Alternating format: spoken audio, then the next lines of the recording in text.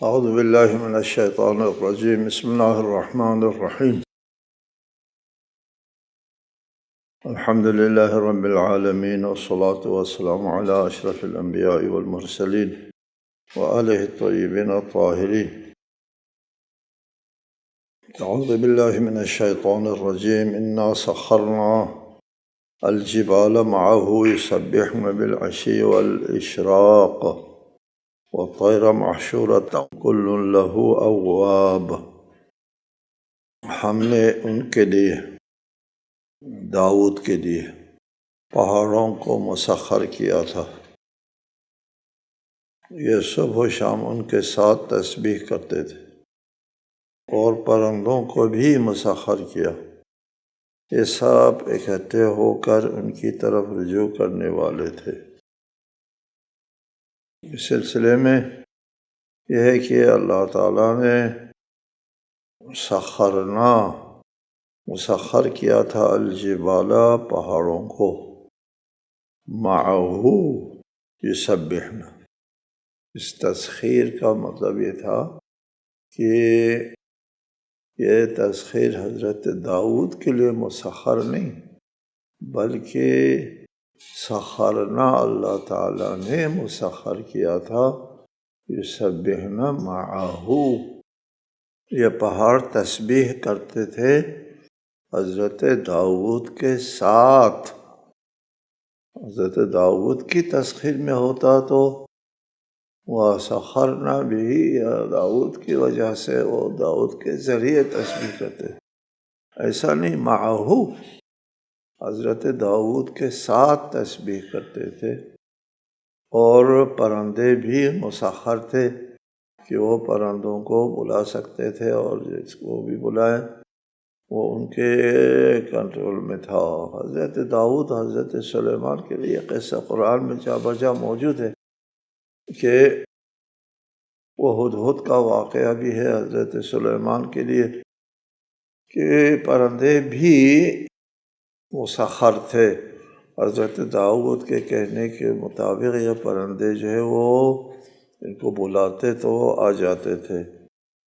کل لہ اواب، سب ان کی طرف رجوع کرنے والے تھے.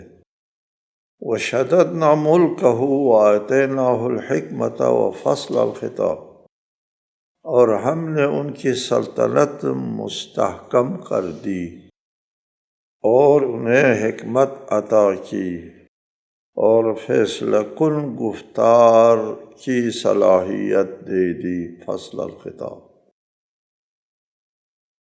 حضرت داؤد کی حکومت تھی، نبوت کے ساتھ حکومت بھی تھی، بادشاہت بھی تھی.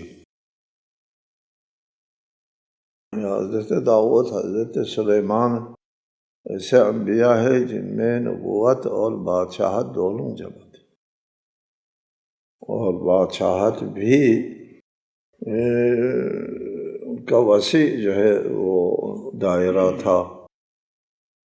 وَشَدَدْنَا مُلْكَهُ، ہم نے حضرت داؤد کے سلطنت کو مستحکم بنا دیا اور ان کی حکومت جو ہے بعض روایات کے مطابق 40 سال تک رہی حضرت داؤد کی حکومت. اس کے بعد حضرت سلیمان کی حکومت. وَآتَيْنَاهُ الْحِكْمَةَ، اور ہم نے داؤد کو حکمت عنایت کی. حکمت کا مطلب ہوتا ہے حقائق کا ادراک. حکمت ہے حقائق کا ادراک.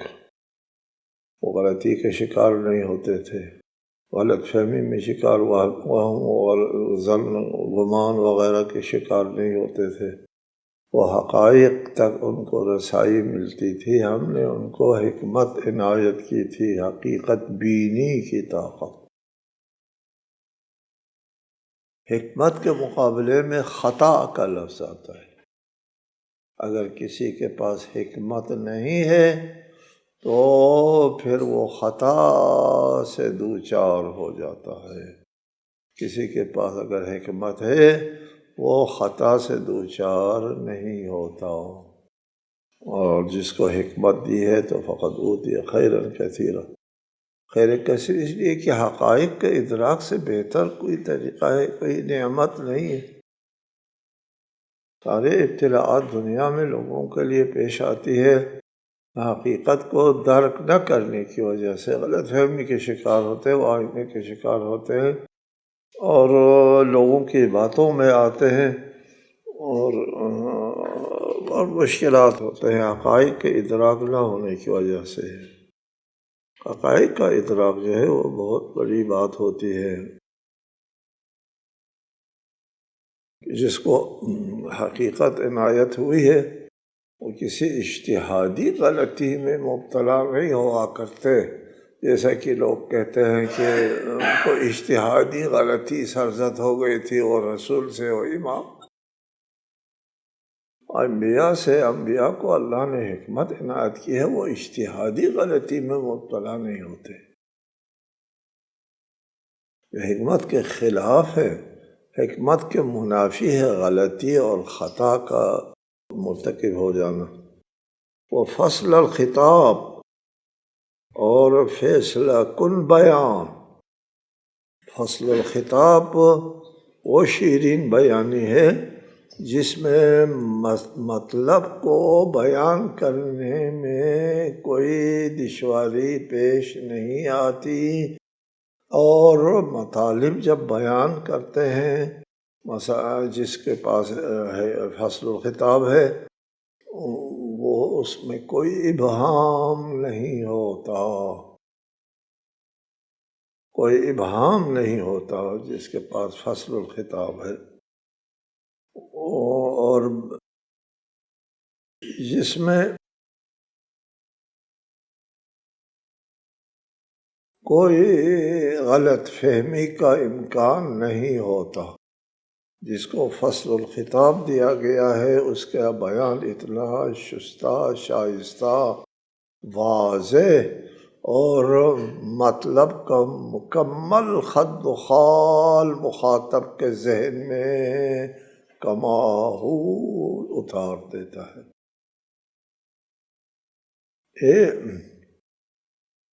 عام انسانوں کے لیے بھی یہ بعض لوگوں کے لیے اللہ تعالیٰ نے قوت بیان دیا ہے کہ وہ کسی مطلب کو بہترین لفظوں میں پیش کر سکتا ہے، اور ہم بھی کہتے ہیں اس کا بیان بہت اچھا ہے۔ بعض لوگ ہوتے ہیں کہ واضح مطلب کو بھی صحیح انداز میں بیان نہیں کر سکتا، ان کے پاس قوت بیان نہیں ہے۔ اسی قوت بیان کی وجہ سے حضرت داؤد کو نزاع کا فیصلہ نہایت احسن طریقے سے صادر کرنے کا طریقہ آتا تھا۔ آگے ایک واقعہ پیش ہوتا ہے یہاں جو حضرت داؤد کے ساتھ پیش آیا، وہ یہ ہے وَهَلْ أَتَاكَ نَبَأُ الْخَصْمِ إِذْ تَسَوَّرُوا الْمِحْرَابَ إِذْ دَخَلُوا عَلَى دَاوُودَ فَفَزِعَ مِنْهُمْ قَالُوا لَا تَخَفْ خَصْمَانِ بَغَى بَعْضُنَا عَلَى بَعْضٍ فَاحْكُمْ بَيْنَنَا بِالْحَقِّ وَلَا تُشْطِطْ وَاهْدِنَا إِلَى سَوَاءِ الصِّرَاطِ۔ اور کیا آپ کے پاس مقدمے والوں کی خبر پہنچی ہے؟ نبأ خصم آپس کے نزاع کو کہتے ہیں، مقدمہ جس کو ہم کہتے ہیں۔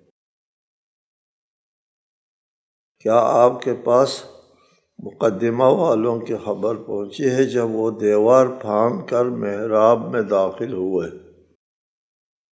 اذ دخلوا علی داؤد، جب وہ داؤد کے پاس آئے تو وہ ان سے گھبرا گئے، فزع منہم، انہوں نے کہا خوف نہ کیجیے، ہم نزاع کے دو فریق ہیں، خصمان، ہم میں سے ایک نے دوسرے پر زیادتی کی ہے، لہٰذا آپ ہمارے درمیان برحق فیصلہ کیجیے اور بے انصافی نہ کیجیے، ولا تشطط، اور ہمیں سیدھا راستہ دکھا دیجیے، واہدنا الی سواء الصراط۔ یہ دیوار پھاند کر حضرت داؤد جب محراب عبادت میں خلوت میں تھے، دروازے بند تھے، وہ اوپر دیوار سے ہو کر کے دو آدمی وارد ہوتے ہیں، حضرت داؤد کے پاس پہنچتے ہیں۔ حضرت داؤد یہ حالت دیکھ کے کہ دو آدمی جو ہے وہ اس وقت جبکہ دروازے بھی بند ہے اور اس وقت کوئی نہیں آتا، یہ دونوں کیسے آ گئے، یہ کس نیت سے آئے ہوں گے؟ ففزع، خوف طاری ہوا۔ یہاں سوال ہوتا ہے ففزع اذ تصوروا المحراب، دیوار پھاند کر محراب میں داخل ہوئے تو داؤد ڈر گئے، گھبرا گئے، پیغمبر ہے، اللہ کا رسول ہے، دو آدمیوں کو دیکھ کے گھبرا جاتے ہیں۔ یہ اعتراض ہوتا ہے، جواب یہ ہے رسول ہے، پیغمبر ہے، انسان بھی ہے، بشر بھی ہے، یہ قدرتی عمل ہے اور طبعی بات ہے، طبعی انسانی طبع و مزاج کے مطابق ہے۔ غیر متوقع حالت میں اچانک دو آدمی ایسے نمودار ہو جاتے ہیں، وہ بھی محراب میں۔ اس وقت جو ہے وہ ان کو دیکھ کے تھوڑا سا ہکا پکا ہونا قدرتی بات ہے۔ پیغمبران انسان ہوتے ہیں، ان پیغمبروں کے اندر انسانی جذبات و احساسات موجود ہوتے ہیں، اگر ان میں انسانی جذبات و احساسات موجود نہ ہوں تو پھر وہ آزمائش میں ہماری طرح نہیں ہوتے، پھر وہ ماورا ہو گئے۔ ہاں جی، ان کو تو خوف ہی نہیں آتا، کیا ہے ہمارے لیے خوف؟ ایسا نہیں ہے، جیسے ہم کو خوف آتا ہے ایسے ہی ان کو بھی خوف آتا ہے جی، ہمارے احساسات کی طرح ان کے بھی احساسات ہوتے ہیں، ہماری طرح ہوتے ہیں، اور اس کے باوجود امتحانات آزمائش میں کامیاب ہوتے ہیں۔ اور اگر وہ ہماری طرح نہ ہو، ہم سے کوئی بالاتر مخلوق ہو، تو وہ امتحانات میں کامیاب ہوتے ہیں، اس میں کیا فضیلت ہے؟ کوئی فضیلت نہیں۔ لہٰذا یہ اعتراض نہیں آتا ففزع منہم پر۔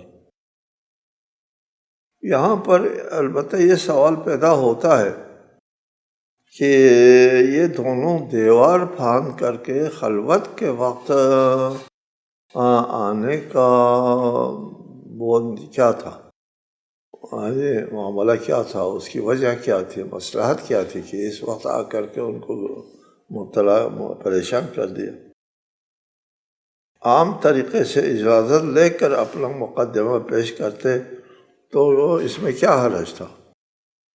اس کا جواب یہ دیا جاتا ہے کہ یہ جو مقدمہ ہے وہ کوئی عام قسم کا مقدمہ نہیں تھا، کہ آزمائش تھی، ایک درس تھا، ایک سبق تھا، اس وجہ سے اس طرح پیش کیا گیا۔ کوئی عام مقدمہ ہو تو آپ سوال کر سکتے ہیں کہ یار جس طرح عام لوگ آتے ہیں اسی طرح تو بھی آ جاتے۔ وہ عام لوگ جس طرح آتے ہیں نہیں تھے یہ دونوں تھے فرشتے، اور حضرت داؤد کو ڈالنا تھا آزمائش میں، یہ ان کا ایک امتحان لینا تھا، یا ان کو ایک بات کی طرف متوجہ کرنا تھا۔ بہرحال اس طرح یہ دونوں آتے ہیں اور اپنا مقدمہ پیش کرتے ہیں۔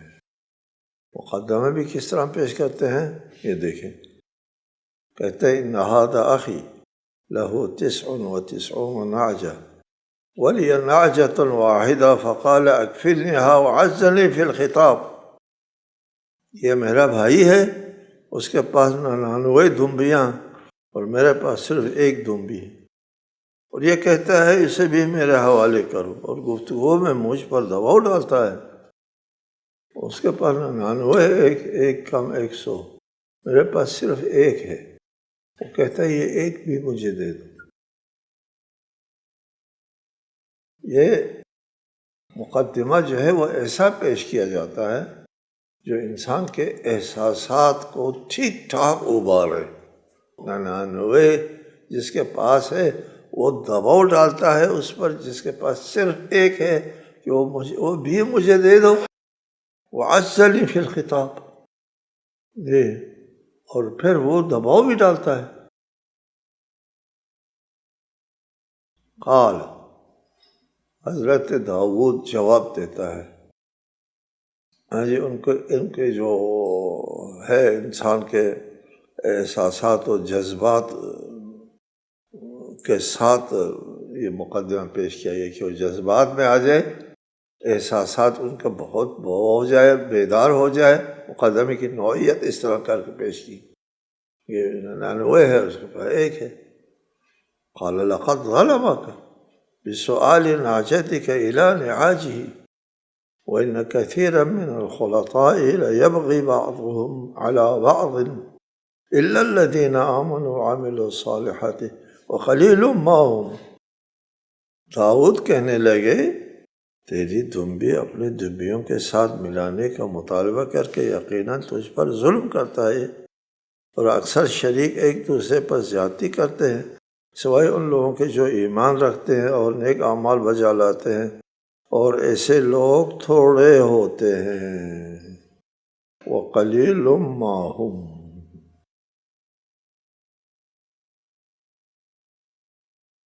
پھر داؤد کو خیال آیا کہ ہم نے انہیں آزمایا ہے، کوئی وہ مقدمہ نہیں ہے،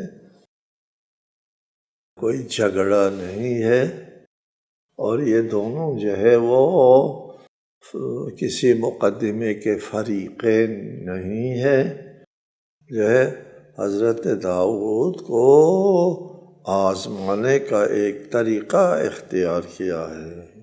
جی، وَظَنَّ دَاوُودُ أَنَّمَا فَتَنَّاهُ۔ ظن یہاں علم کے معنی میں آتا ہے، علم کے معنی۔ پھر داؤد کو خیال آیا کہ ہم نے انہیں آزمایا ہے، چنانچہ انہوں نے اپنے رب سے معافی مانگی۔ پتہ چلا کہ کوئی مقدمہ نہیں ہے، کہ کوئی عام آدمی نہیں ہے، کہ وہ دیوار بھان کر کے نہیں آئے۔ فرشتوں کے لیے دروازہ نہیں، یہی ہوتا ہے، جو آرام سے ان کے محراب میں داخل ہو جاتے ہیں۔ اور ایک آزمائش تھی، اور میرے جذبات کو بھی ابھارنے کی کوشش کی کہ میں فیصلہ صادر کروں، مجھے جذباتی بنا کر 99 والا ایک والے کے اوپر دباؤ ڈالتا ہے، یہ بھی مجھے دے دو، اور جذبات میں آ گیا۔ مجھے لقد ظلمك بسؤال نعجتك إلى نعاجه، فیصلہ سنا دیا، زیادتی کی ہے تو نے۔ بعد میں جب حضرت داؤد کو پتہ چلا یہ کوئی مقدمہ نہیں تھا، آزمائش تھی، انما فتناه، فاستغفر ربه، انہوں نے استغفار کیا، وخر راکعا واناب، اور جھک گئے اور اللہ تعالیٰ کی طرف رجوع کیا۔ فغفرنا له، ہم نے انہیں معاف کر دیا۔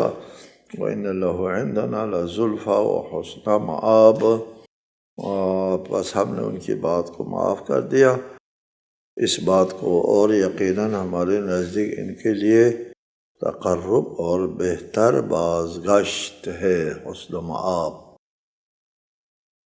پھر واقعہ کیا تھا اس سلسلے میں؟ اور حضرت داؤد نے ایک آدمی کا بیان سن کے فیصلہ صادر کر دیا، لقد ظلمک، بسؤال نعجتک الی نعاجہ۔ کوئی جھگڑا اگر آپ کے پاس آتا ہے، دو فریق ہوتے ہیں، دونوں کا سننا ہوتا ہے، دونوں کو سننے کے بعد جو ہے آپ کو بات کا پتہ چلتا ہے، پھر آپ کو فیصلہ کرنے کا حق پہنچتا ہے۔ ایک فریق کا بیان سن کر فیصلہ سنانا حکمت کے خلاف ہے، یہ نہیں ہوتا۔ لیکن حضرت داؤد سے ہوا۔ کیوں ہوا؟ فرشتوں نے ایسے ان کو احساسات میں ڈال دیا کہ 99 والا ایک والے کے اوپر بھی دباؤ ڈالتا ہے، کہا یہ تو زیادتی کی ہے تم نے۔ قدرتی بات ہے، جذبات میں آتا ہے، انسان کے احساسات بیدار ہوتے ہیں، یہ کیا بات ہے، 99 تمہارے پاس ہے اور تو ایک والے کو کہتے ہیں وہ بھی مجھے دے دو، وعزنی فی الخطاب، وہ بھی دباؤ بھی ڈالتا ہے۔ اور حضرت داؤد انسانی اور بشری تقاضوں کے مطابق احساسات میں آ گئے اور فوراً فیصلہ سنا دیا۔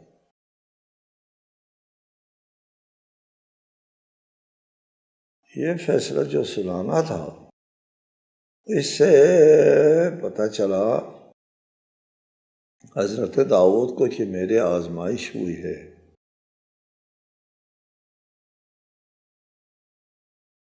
وہ کیا تھا واقعہ؟ وہ جو خطا حضرت داؤد سے سرزد ہوئی ہے وہ کیا تھی؟ اس سلسلے میں عجیب غریب واقعات بیان کرتے ہیں۔ جی، بائبل کا بیان سنیے پہلے۔ بائبل کا کہنا یہ ہے کہ حضرت داؤد کی بہت سی بیویاں تھیں۔ وہ ایک شخص تھا، امیر لشکر، اوریا اس کا نام تھا۔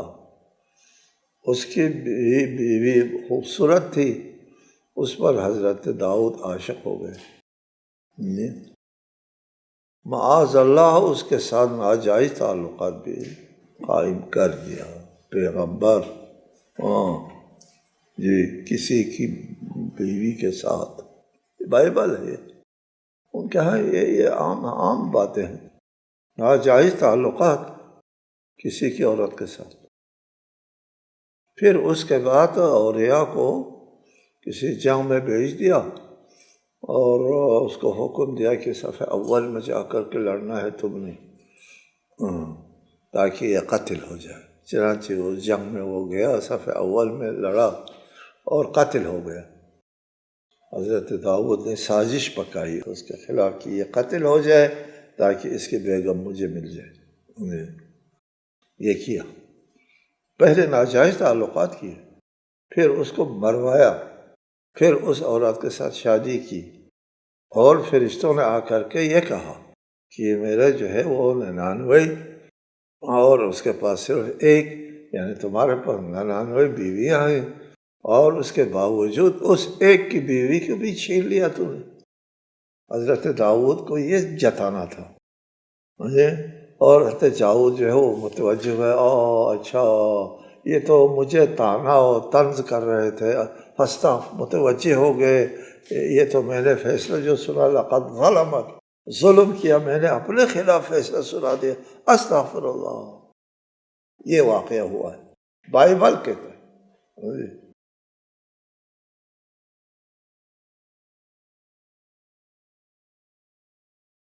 لیکن ہمارے ہاں کیا روایت ہے؟ ہمارے ہاں روایت ہے کہ حضرت داؤد کو یہ خیال آیا مجھ سے زیادہ کوئی علم رکھنے والا نہیں۔ جب یہ خیال آیا، دونوں فرشتوں نے آ کر کے علمی مسئلہ پیش کر کے بتا دیا، آتا نہیں ہے تم کو، اگر تمہارے پاس سب سے زیادہ علم ہوتا تو ایک فریق کا بیان سن کر کے فیصلہ صادر نہ کرتا۔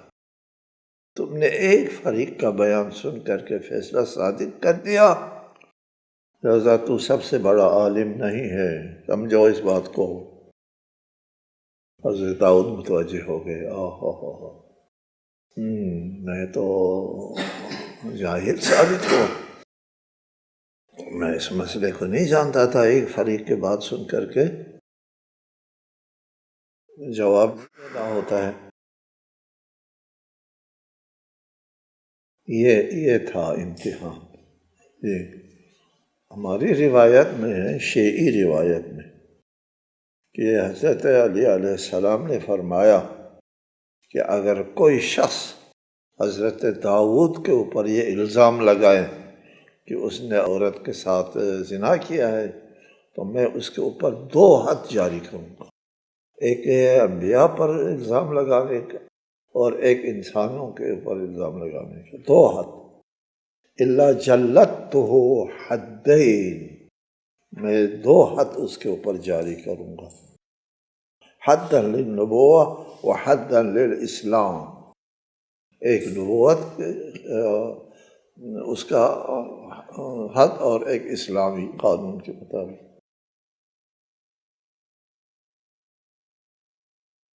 دوسری روایت میں ہے کہ میں اس پر 160 کوڑے ماروں گا، جو انبیاء پر بہتان لگانے کی سزا ہے۔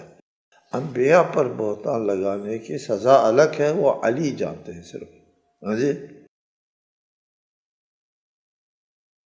بائبل کے الزام کا مسئلہ کیا تھا؟ بائبل کے الزام کا مسئلہ جو ہے وہ بھی ہمارے روایات میں موجود ہے۔ حضرت امام رضا علیہ السلام سے روایت ہے کہ حضرت داؤد کے زمانے میں جب شوہر مر جاتا ہے تو اس کی عورت کے ساتھ شادی کرنا بہت بڑا جرم سمجھا جاتا تھا، بہت بڑا جرم وہاں کے معاشرے میں۔ اس قسم کچھ ہمارے معاشروں میں بھی ہے، جب شوہر مر جاتا ہے کیا ہوتا ہے تو اس کو بیگم کے اوپر جو ہے شادی کرنا بہت بری بات سمجھا جاتی۔ لیکن اولیاء جو ہے وہ مر گیا تھا تو اس کی بیگم سے شادی کی تھی حضرت داؤد نے، تو اس کو لوگوں نے بہت برا مانا، دیکھو پیغمبر ہو کر کے ایک بیوہ سے شادی کی ہے۔ اس کو بائبل نے بڑا چڑھا کر کے حضرت داؤد کے اوپر الزام اور بہتان لگایا۔ یہ ہے ہمارے ہاں روایات ہے، جو صحیح اس آیت کی تفسیر ہے ان روایات کی روشنی میں۔ السلام علیکم ورحمۃ اللہ وبرکاتہ۔